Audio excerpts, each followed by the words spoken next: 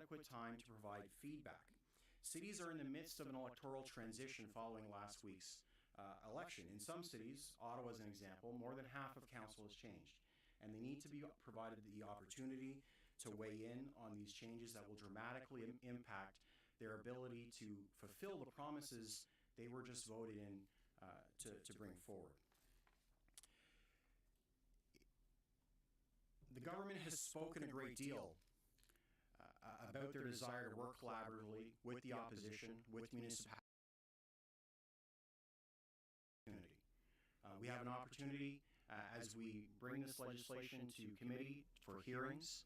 We have an opportunity to have debates and hopefully approval of amendments. We have a true opportunity to work together, not just to build homes faster, but to build communities faster, and communities that will properly meet the needs of all Ontarians. So with that, we'll take your questions. Et certainement, on peut répondre à des questions en français. On the last point you made on proper consultations, they rushed their own mayors through with time allocation. Do you have any indication if they are planning on giving us kind of a regular committee process and going through the regular? Yeah, we've heard some rumors, but until they make an announcement, I don't want to prejudge. What's clear is that cities across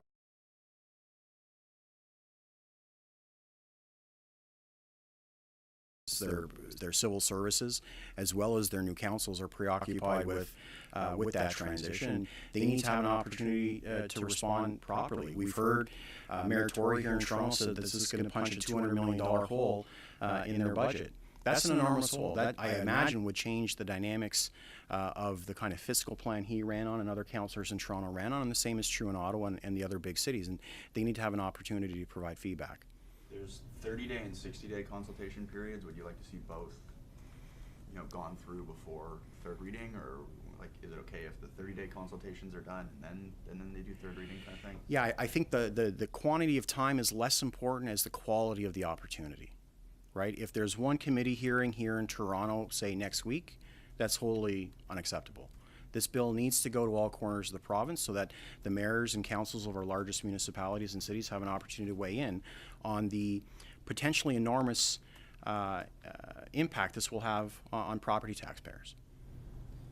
Is there any easy way to require that development charge savings are passed on to consumers? How do you put that into legislation and make it enforceable? It seems like you could interpret what a savings is from the development charges over 1 year or another rather flexibly if you chose to. So well, if the point of reducing development charges is to make housing more affordable, and I believe the minister stood here a week ago and said effectively that was the point, then clearly they must have thought through the mechanisms to make that happen. Otherwise, they're relying on Reagan's trickle-down economics, and in fairness, when you rely on things like that, it will simply lead to forwardflation and property taxes. Do you think that has there been any indication to you that that's not what they're doing? That they're just assuming that things will go down? There is nothing that I have seen in the legislation that requires the price of a house to go down in exchange for the reduction of the development charge. And there's nothing that I've seen in the regulations that requires that to happen. And none of the feedback that I've received from municipal stakeholders suggests that that's there. If the minister would like to explain to us in detail, other than we hope, which is effectively his answer from last week, I'm very open to hearing his explanation on how that will be achieved. But simply hoping that this will happen is not a plan to actually make things more affordable. And middle-class families, middle-class individuals and couples who are making good livings but still can't get into the housing market need more than the hope that their government will act in their best interest. In terms of the financial compensation to municipalities, is there a ballpark number that you feel should? Well, cities need to be made whole, right? The modus operandi of growth for the last 30 years has been growth should pay for growth. That if you're building a new community that's going to require wider roads, going to require a recreation center, going to require an upgrade to water or sewer distribution, that those costs should be borne largely, not completely, but largely by the people that are coming in and requiring that new infrastructure. If that infrastructure is going to be placed on the backs of property taxpayers, if residents of Etobicoke are going to be asked to pay higher property taxes to support new condo development or new housing development in downtown Toronto, I think that's something that should be explained to them quite clearly, to understand that there will be forwardflation on their property taxes if development charges aren't collected. And Mr. Tory has said that in Toronto that could be upwards of $200 million. So if the government doesn't meet all of these 5 demands, the Liberals won't be voting for this legislation. We will not be voting for the legislation later today. If there are changes that are within these 5 categories before third reading, then we're very happy to discuss with the government how we can work together to build communities faster. But we need to build communities, not just units. Units looks good on a piece of paper. Communities are where you actually live, where you actually call home, where we hope to raise a family and enjoy a high quality of life. And that requires sidewalks and roads and a paramedic facility and a police station and parks and rec centers. That's what a community is. Clark was talking about like $8 billion in development charges In a reserve account. So that's an accounting. That's accounting. You collect a development charge, you put it into a reserve account until the project the charge is being collected for needs to start. A community doesn't happen like that, right? So the need for the rec center might not come until year 7 or 8 of the community, but you've been collecting the charge for the entire time. So you hold it in a reserve account, and when the need to start work on that the project is there, you move it from the reserve account into the project-specific account. It's a magician asking you to pay attention over here while they're doing something over in the background over there. I mean, if you don't vote for the bill today, I'm sure you're aware the PCs are already ready to accuse you guys of being against housing. We've seen the graphics on Twitter already. Sure. And you guys are walking into a messaging trap here. Are you prepared? How are you going to argue against it? Well, so first of all, the piece of the bill that reflects R1 and the guarantee of 3 units by right is taken directly from our platform in June. So we're very happy that the government has chosen to take a piece out of our platform and implement it to build housing faster. But as I said, we want complete communities. We want a place where you can teach your kids how to swim, where you can show them how to ride a bike, where we can make sure that clean water comes out of the tap, and that when you call 911, a police officer or a paramedic or a fire person is there to respond to your needs. And those are the kinds of things that development charges pay for. Peut-être une question sur l'éducation pour Lucille? Oui, bien sûr. Ouais.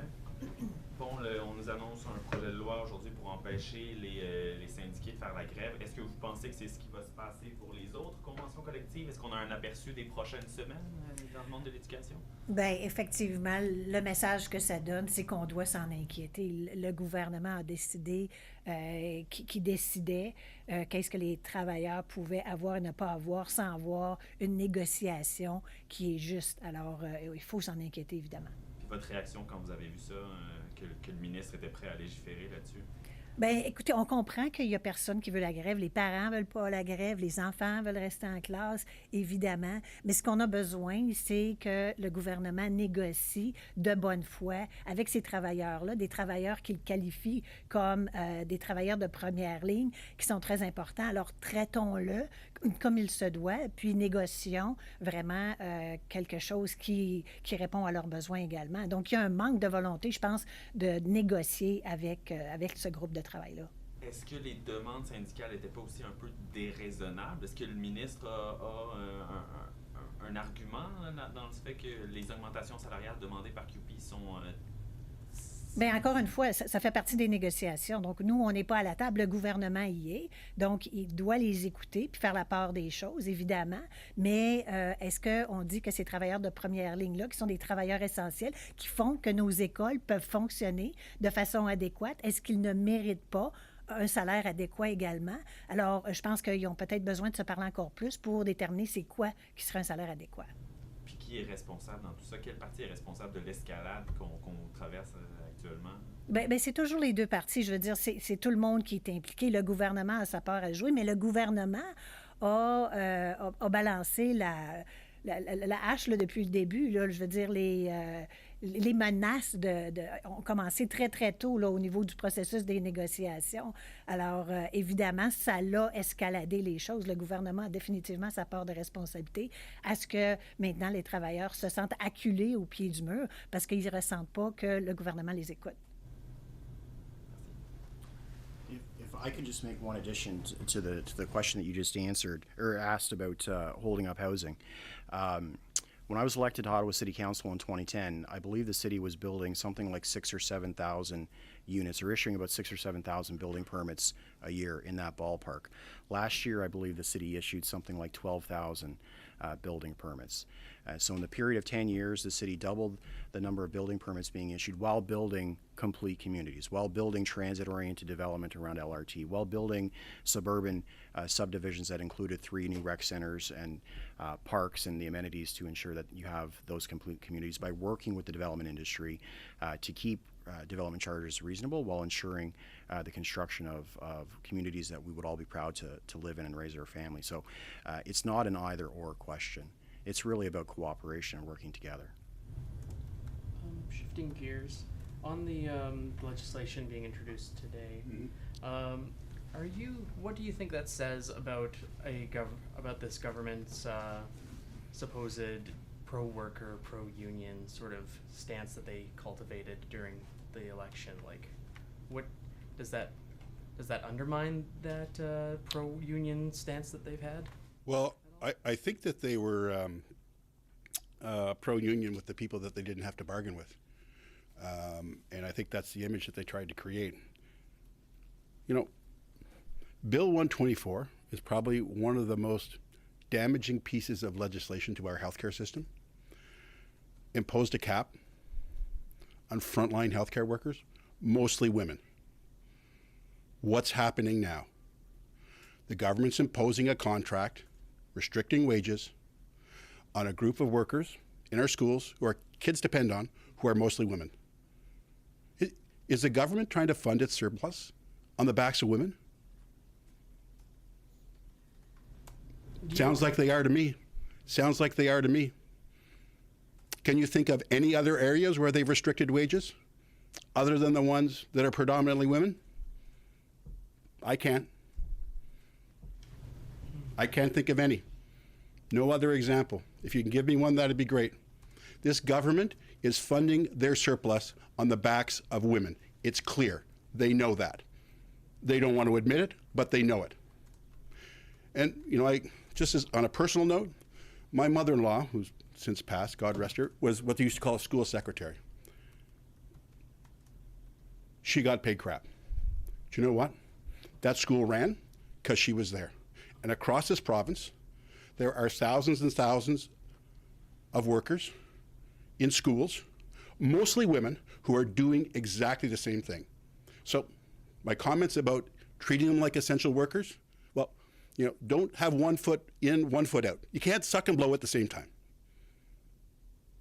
Do you expect the unions who endorsed the PCs this election to speak up on this? And if they don't, what does that say? That'll be up to them. That'll be up to them. But I do know that the building inspectors in this province do believe in the right to bargain. They do know that the right to bargain is something that our Constitution protects. And quite frankly, we didn't say this during this, during my opening remarks, is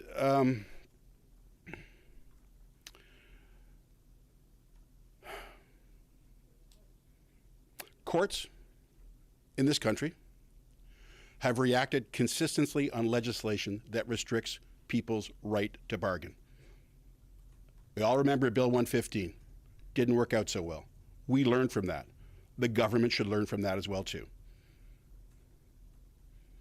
Can you talk a bit more about 115 and the fallout from that? Like, we had the payment that came. Well, there was a payment afterwards, but it's also, you know, there's the money side of things.